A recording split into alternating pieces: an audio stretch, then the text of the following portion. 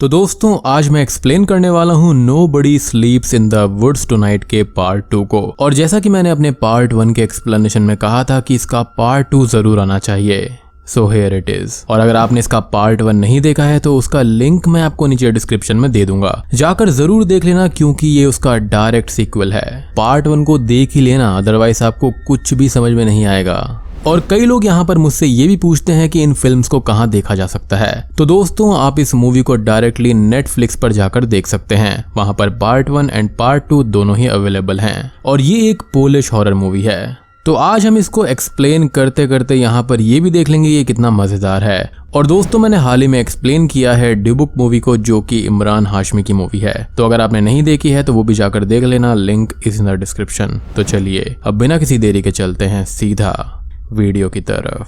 कहानी की शुरुआत होती है एक बॉल रूम से जहां पर बहुत सारे लोग नाच रहे थे। वहां पे एक लड़की वेनेसा एक स्टैचू से बंधी हुई थी और फिर वहां पर एंट्री होती है हमारे हीरो अडास की, जो कि वहां पे पुलिस का कॉस्ट्यूम पहनकर आता है और गन को रेडी करता है। उसको देखकर सब रुक जाते हैं। एक आदमी अडास की तरफ आगे बढ़ता है और गुर्राता है, पर अडास बड़े ही बहादुरी के साथ उसके सर को शूट कर देता है, जिससे उसका सर एक वाटरमेलन की तरह खुल जाता है। बेसिकली यहाँ पर ये लोग जो थे शायद से वैम्पायर्स थे। अब उस बॉल रूम के अंदर सारे के सारे वैम्पायर्स जो थे वो तैनात हो जाते हैं और वो लोग अडास को घेर लेते हैं, लेकिन वो बिना डरे सभी को एक एक करके शूट करने लगता है। अडास वहां पर सभी को मार देता है और वेनेसा के चेन्स को खोलकर उसको बचा लेता है, जिसके साथ में वो उसका हीरो बन जाता है और वो दोनों किस करने लगते हैं। लेकिन ये क्या, ये तो सिर्फ एक ड्रीम था और उसकी आंख खुल जाती है। अब बात करें अडास के बारे में तो वो एक मामूली सा आदमी था जिसकी कोई भी लव लाइफ नहीं थी। तो ये बोलना सही होगा कि वो काफी लोनली आदमी था। अडास को अपने सार्जेंट का कॉल आता है, जो कि उससे पुलिस स्टेशन आते वक्त 2 हॉट डॉग्स और कुछ पीने के लिए लाने के लिए बोलते हैं। पर वो अडास का फोन अपनी बात खत्म करके ही काट देते हैं, वो उसकी सुनते ही नहीं है, जिससे ये पता चलता है कि अडास की कदर किसी को भी नहीं है, इनफैक्ट सपने को भी नहीं।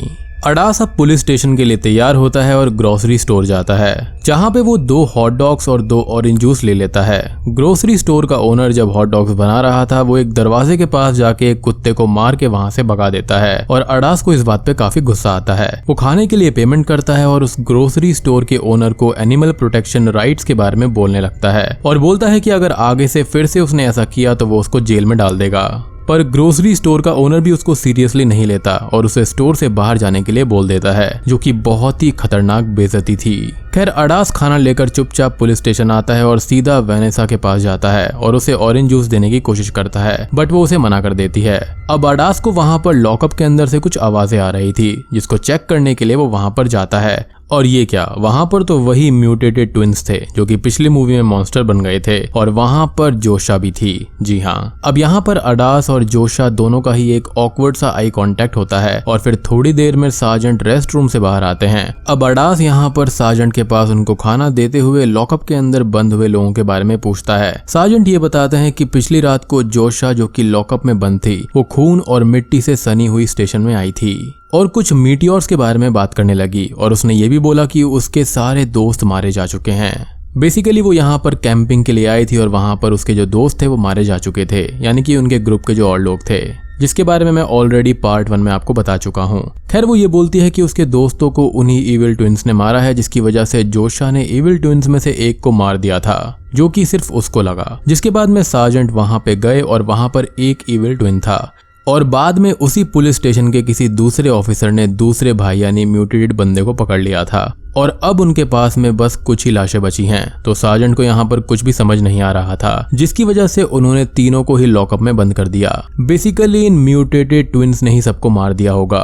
अडास यहाँ पर सार्जेंट से पूछता है कि क्या उन्होंने सिटी की पुलिस को कॉल किया, और उनका ये कहना था कि उन्होंने कॉल कर दिया है। जिसके बाद वो ये भी बोलते हैं कि पुलिस स्पेशल फोर्सेस जल्दी ही आ जाएंगी और वो लोग आज रात या फिर कल सुबह तक आने वाले हैं। अडास को सार्जेंट ये भी बताते हैं कि उन दोनों को लॉकअप में बंद करने में भी बहुत मुश्किल हुई थी। अडास यहाँ पर जोशा को पानी देता है और फिर अडास और जोशा एक दूसरे को इंट्रोड्यूस करते हैं। जिसके बाद वहाँ पर सार्जेंट आते हैं और जोशा को फील्ड विजिट के लिए ले जाते हैं। अडास फिर सार्जेंट के ऑफिस में जाके जोशा के पिक्चर को देखता है, जोशा और सार्जेंट दोनों ही अब उस घर में जाते हैं और सार्जेंट जोशा को शुरुआत से सब कुछ बोलने के लिए बोलता है। जोशा यहाँ पर सब कुछ बता रही होती है और उसको उसी के पास एक जगह से बहुत सारी अजीब आवाजें सुनाई देती हैं और सार्जेंट का पेट भी खराब हो जाता है, जिसकी वजह से उन्हें वॉशरूम जाना पड़ता है। अब सार्जेंट यहाँ पर जोशा को उसी रूम के बेड के ऊपर बैठाकर वॉशरूम चले जाते हैं। लेकिन तभी जोशा जिस बेड के ऊपर बैठी हुई थी उसी के नीचे मून का मीटियोर था, जिसकी वजह से ये दोनों ट्विंस जो थे वो म्यूटेट हुए थे,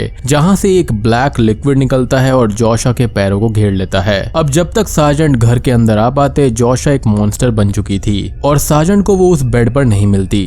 अब जोशा यहाँ पर सार्जेंट पर हमला कर देती है और उनकी बॉडी को आधा काट देती है। जोशा यहाँ पर काफी तेज थी और सार्जेंट की मौत वहीं पर हो जाती है। अब रात को पुलिस स्टेशन में अडास वेनेसा के साथ में अकेला बैठा हुआ होता है और वो वेनेसा को बोलता है कि सार्जेंट और जोशा दोनों ही अभी तक फील्ड से वापस नहीं आए हैं। वेनेसा अडास को सार्जेंट को कॉल करने के लिए बोलती है, पर कॉल यहाँ पर बार बार वॉइस मेल की तरफ डाइवर्ट हो रहा था, जिसके बाद अडास सार्जेंट के वॉकी टॉकी की मदद से बात करने की कोशिश करता है, पर उसका भी कोई जवाब नहीं आता।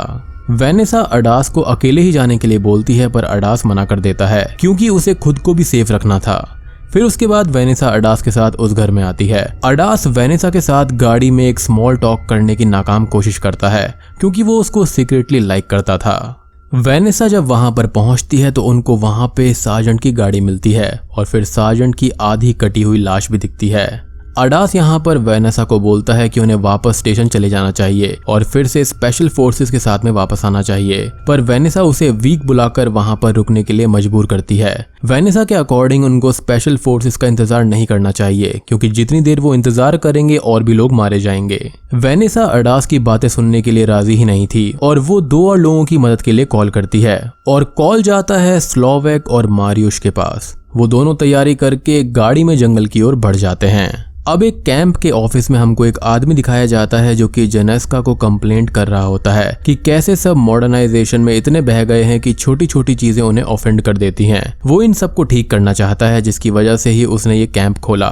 जेनेस्का उसकी बातों को सुनती है और हाँ में जवाब देती है और अचानक से ही लाइट चली जाती है क्योंकि कैंप में कोई भी बच्चे नहीं थे। वो आदमी किसी रॉबर्ट को बुलाने की कोशिश करता है जो कि नहीं आता, तो वो खुद अकेले ही इलेक्ट्रिसिटी बोर्ड के पास चले जाता है।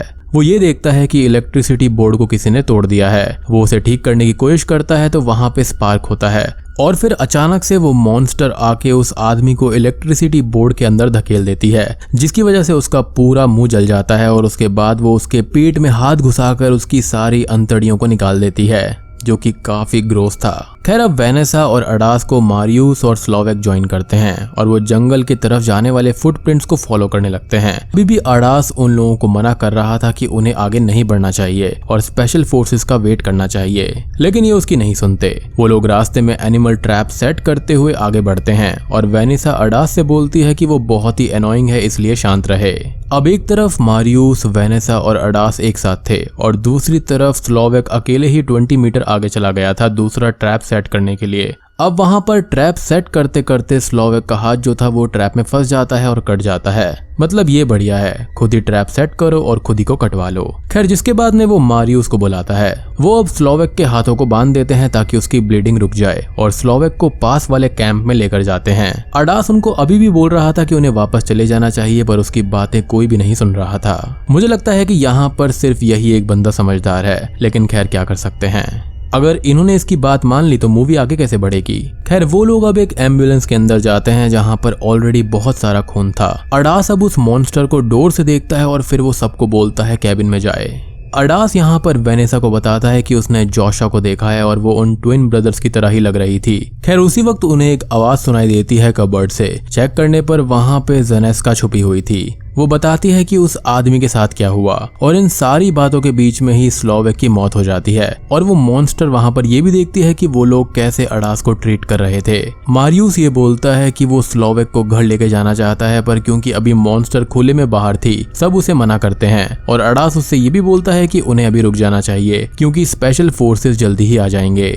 बेसिकली यहाँ पर ये मॉन्स्टर जो है वो यहाँ पर जोशा है। अब वेनेसा यहाँ पर मारियूस को बोलती है कि क्या वो उस मॉन्स्टर को मारना नहीं चाहता क्योंकि उसके पास वेपन्स हैं और वो लोग ट्रेंड भी हैं उस मॉन्स्टर को मारने के लिए, जिससे कि उन्हें काफी आसानी होगी। अडास अभी भी बोलता है कि उन्हें खुद को प्रोटेक्ट करना चाहिए, पर वेनेसा उसको इंसल्ट करती है और बोलती है कि उन्हें बाहर जाकर उस मॉन्स्टर से लड़ना चाहिए। उन सब में लड़ाई हो जाती है और अडास उन सबको शांत करता है और बोलता है कि उन सबको एक साथ रहना चाहिए। अब सभी लोग आपस में माफी मांगते हैं और एक प्लान बनाते हैं कि उन्हें कैसे उस मॉन्स्टर को पकड़ना है। वो लोग जेनेस्का को बेट बनाकर उस मॉन्स्टर पर क्रॉस फायर करने वाले थे, लेकिन यहाँ पर जोशा काफी चालाक थी। सबसे पहले वो मारियूस पर अटैक करती है, पीछे से आकर उसके दिल को उसकी बॉडी से बाहर निकाल लेती है और फिर उसके मुंह से सब कुछ निकाल देती है और उसको मार देती है। मॉन्स्टर का अगला शिकार यहाँ पर जेनेस्का थी, जिसको वो लोग बचा नहीं पाए। अडास यहाँ पर वेनेसा को बचा के कैबिन के अंदर लेकर आता है और उसे बड़ी बड़ी बातें फेंकने के लिए डांटता है और फिर वो लोग लड़ना बंद कर देते हैं और वेनेसा और अडास एक दूसरे को हक करते हैं।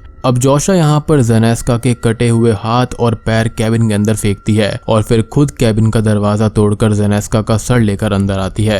अडास यहाँ पर जोशा की तरफ बंदूक तान देता है और वेनेसा अडास को उसकी तरफ धकेल के वहां से एम्बुलेंस लेकर स्टेशन की तरफ चली जाती है। जोशा अडास के ऊपर चढ़ती है और उसके मुंह से एक अजीब सी जीव निकलती है जो कि सीधा अडास के मुंह के अंदर चली जाती है और फिर अडास भी धीरे धीरे यहाँ पर मॉन्स्टर में बदलने लगता है। अडास के मॉन्स्टर में बदलने के बाद वो जोशा से एक अलग ही लैंग्वेज में बात करता है जिसके बारे में उसने कभी सुना या पढ़ा भी नहीं था। अब जोशा यहाँ पर अडास को सब कुछ समझाती है कि एक बार मून से एक पत्थर गिरा था जहां से एक लिक्विड उसके अंदर गया, जो कि अभी अडास के अंदर भी है और वो दोनों ही बुरे इंसान हैं। और तब तक वेनेसा स्पेशल फोर्सेस से बात करने की कोशिश करती है। जोशा ये बताती है कि अब वो लोग बुरे इंसान हैं, मॉन्स्टर्स हैं, इसलिए वो लोगों को मारेंगे। अडास ये बोलता है कि उसे कुछ खास मोटिवेशन ही नहीं है लोगों को मारने के लिए। इन सब बातों से जोशा फिर बताती है कि ह्यूमन काइंड अब ईविल बन चुकी है और उन्हें ईविल को खत्म करना होगा। अडास बोलता है कि सब बुरे नहीं होते और दुनिया उतनी बुरी भी नहीं है और जोशा को यहाँ पर अडास को बहुत ही मनाना पड़ता है लोगों को मारने के लिए। जोशा और अडास डिसाइड करते हैं कि वो लोग किसी को मारने के लिए जाएंगे, पर अडास बोलता है कि उसके दिमाग में कोई स्पेसिफिक इंसान तो नहीं है और फिर वो दोनों ही उस ग्रोसरी स्टोर ओनर के पास जाते हैं जो हमें शुरुआत में दिखाया गया था, जिसने उस कुत्ते को मारा था। अब अडास यहाँ पर डिसाइड करता है कि वो अजीब अजीब सी ग्राउलिंग करेगा। अब वो दोनों ही उसके घर के सामने जाकर खड़े हो जाते हैं और फिर छुप जाते हैं। ग्रोसरी स्टोर का ओनर फिर पानी पीने के लिए जाता है। अडास बहुत ही एक्साइटेड होता है और वो जोशा से डरावनी आवाज निकालना सीखता है और फिर वो लोग डिसाइड करते हैं कि वो लोग पहले लाइन काटेंगे और फिर अटैक करेंगे। अब जोशा और अडास दोनों ही पहले घर की बिजली को काटते हैं और फिर अडास नाइफ लेता है और वो दोनों ही एक क्लोजेट में छुप जाते हैं। जैसे ही वो बंदा बाहर आता है वो क्लोजेट को चेक करने के लिए जाता है, पर फिर रुक जाता है क्योंकि उसे बाहर कुछ आवाजें सुनाई देती हैं और फिर अडास आके उसकी आंखों में चाकू घुसा देता है और उसको मार देता है। फिर जोशा और अडास दोनों ही इंटीमेट होते हैं और फिर अडास जोशा से पूछता है कि उसने उसी को क्यों चुना। तब जोशा बताती है कि उसने अडास में खुद को देखा और अडास को भी अब बहुत ज्यादा एक्सेप्टेड और अच्छा फील हो रहा था। और आप यकीन नहीं करोगे कि मैंने यहाँ पर सिर्फ और सिर्फ इस मूवी का ये एक पोस्टर देखा था कि इन दोनों ने एक दूसरे को हक किया हुआ है और मैं समझ गया था कि यही होने वाला है। And let me remind you कि उस वक्त तक मैंने मूवी नहीं देखी थी। खैर अब जोशा और अडास को जाकर एक स्ट्रीट डॉग ग्रीट करता है और फिर वो दोनों डिसाइड करते हैं कि वो उन ट्विन ब्रदर्स को आजाद करेंगे, जिसके लिए वो दोनों ही पुलिस स्टेशन जाते हैं, जहाँ पे जोशा उन ट्विन ब्रदर्स का सेल खोलती है और बोलती है कि वो दोनों फ्री हैं, पर वो दोनों नहीं उठते और वेनेसा उन पे आकर फायरिंग करना शुरू कर देती है। वेनेसा एक ग्रेनेड भी उनकी तरफ फेंकती है जो कि नहीं फटता। अडास वेनेसा की तरफ भागकर जाता है और उसका गला दबाने लगता है और फिर जोशा आके उसे वेनेसा को मारने के लिए बोलती है, लेकिन अडास मना कर देता है। अडास यहाँ पर वेनेसा को नहीं मार पा रहा था और गुस्से में आके जोशा अडास के सामने ही वेनेसा का चेहरा नोच के बाहर निकाल देती है और उसके चेहरे को अडास के ऊपर फेंक देती है और फिर वो अडास को बोलती है कि अगर वो जोशा से प्यार करता है तो वो वेनेसा को मार देता, पर उसने ऐसा नहीं किया। जोशा पुलिस स्टेशन से बाहर निकलती है और उसे स्पेशल फोर्सेस की गाड़ी दिखाई देती है जो कि उसको कुचल देती है और फिर अडास को भी वो लोग कहीं पर ले जाते हैं। अब उन ट्विन ब्रदर्स में से एक को वो ग्रेनेड मिल जाता है और वो एक दूसरे की ओर देखते हैं और फिर पुलिस स्टेशन में एक जोर का ब्लास्ट होता है। फिर अडास को एक टेस्टिंग सेंटर में ले जाया जाता है जहां पर उस पे लोग रिसर्च कर रहे थे और उसके दिमाग को ड्रिल कर रहे थे और बूम, ये मूवी यहीं पर खत्म हो जाती है।